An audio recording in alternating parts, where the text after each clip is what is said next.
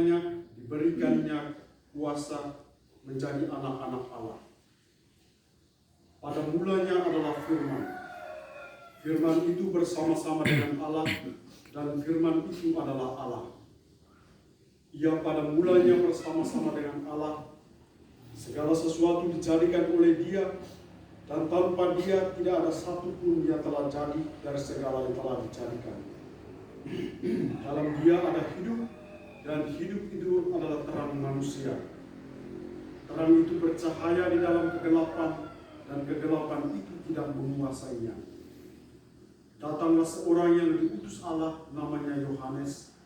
Ia datang sebagai saksi untuk memberi kesaksian tentang terang itu, supaya oleh Dia semua orang menjadi percaya. Ia bukan terang itu, tetapi ia harus memberi kesaksian tentang terang itu. Terang yang sesungguhnya yang menerangi setiap orang sedang datang ke dalam dunia. Ia telah ada di dalam dunia, dan dunia dijadikan olehnya, tetapi dunia tidak mengenalnya. Ia datang kepada milik kepunyaannya, tetapi orang-orang kepunyaan itu tidak menerimanya. Tetapi semua orang yang menerimanya, berinya kuasa supaya menjadi anak-anak Allah, yaitu mereka yang percaya dalam namanya. Orang-orang yang diperanakan bukan dari darah atau dari daging, bukan pula secara jasmani oleh keinginan seorang laki-laki, melainkan dari Allah. Firman itu telah menjadi manusia dan diam di antara kita, dan kita telah melihat kemuliaannya, yaitu kemuliaan yang diberikan kepadanya sebagai anak tunggal Bapa, penuh karunia dan kebenaran. Yohanes memberi kesaksian tentang Dia dan berseru, katanya, "Inilah Dia yang kumaksudkan ketika aku berkata, kemudian daripadaku akan datang Dia yang telah mendahului aku, sebab Dia telah ada sebelum aku." Karena dari kepenuhannya kita semua telah menerima kasih karunia demi kasih karunia. Sebab hukum Taurat diberikan kepada manusia, tapi kasih karunia dan kebenaran datang oleh Yesus Kristus. Tidak seorang pun yang pernah melihat Allah, tetapi anak tunggal Allah yang ada di pangkuan Bapa, Dialah yang menyatakannya.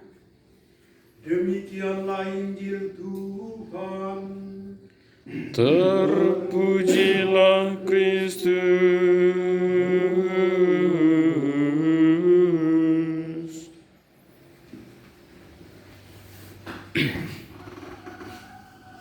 Saudara-saudara yang terkasih, Arnold Jansen adalah bukan seorang jenius, tetapi seorang tokoh iman. Dia bukan seorang yang pandai bicara dan berkata-kata secara meyakinkan, melainkan seorang pendoa besar. Dalam Journey in Faith, Missionary Life of Arnold Jansen, diungkapkan secara indah latar belakang dan kesederhanaan keluarga Arnold Jansen. Tidak berkecukupan secara material, namun amat rajin dan setia pada iman Katolik. Tidak berkecukupan secara material, namun amat rajin dan setia pada iman Katolik. Dalam khotbahnya pada hari pembukaan rumah misi pertama, Arnold mengatakan demikian kepada para hadirin. Entahkah ada sesuatu yang penting muncul kemudian, hanya Tuhanlah yang tahu. Pohon yang paling besar selalu bermula dari satu bibit kecil. Seorang manusia raksasa yang paling perkasa pun bermula dari seorang bayi mungil yang kecil tak berdaya. Oleh karena itu, pertama, berdoa dan mohon kepada Tuhan yang mempunyai panenan, dan yang kedua, berkorban. Saudara-saudara yang terkasih, hal yang mau kita lihat di sini adalah Arnold Jansen, seorang tokoh iman, seorang yang sungguh mengandalkan penyelenggaraan ilahi dalam hidup dan karya misi-misinya. Kata mengandalkan di sini sama dengan berharap. Berharap teguh pada Tuhan, keyakinannya bahwa Allah pasti selalu membimbing dan mendorong orang yang sungguh-sungguh berharap kepadanya. Berharap kepada Tuhan adalah penting karena hal ini untuk mengatasi kecemasan-kecemasan, keputusasaan, kebingungan-kebingungan, kesepian-kesepian, kehilangan roh, kehilangan jiwa, kehilangan semangat, kehilangan spiritualitas. Jadi berharap kepada Tuhan, senantiasa berharap teguh pada penyelenggaraan ilahi adalah sangat penting agar kita tidak kehilangan roh, semangat, spirit di dalam Tuhan dan dalam karya-karya pelayanan kita. Saudara-saudariku yang terkasih, harapan iman Arnold dalam doa-doanya tersebut menyata dalam praktek hidup rohani yang mendalam, seperti banyak retret tertutup diusahakannya, baik untuk para imam maupun awam, mempropagandakan devosi kepada Roh Kudus, Tritunggal Maha Kudus dan Bunda Maria. Saudara-saudari yang terkasih, ketika suster-suster SSPS AP menyelenggarakan sembah sujud abadi untuk memohonkan berkat Tuhan atas karya misi, kita pun sebagai seorang SPD teristimewa kita yang ada di Simeon ini dalam Ekaristi, Brevir, Sarve, Vesper, Komplek, doa-doa rosario kita setiap hari sebetulnya telah menginspirasi, memberikan roh, memberikan semangat, jiwa, dukungan, spirit kepada dunia misi.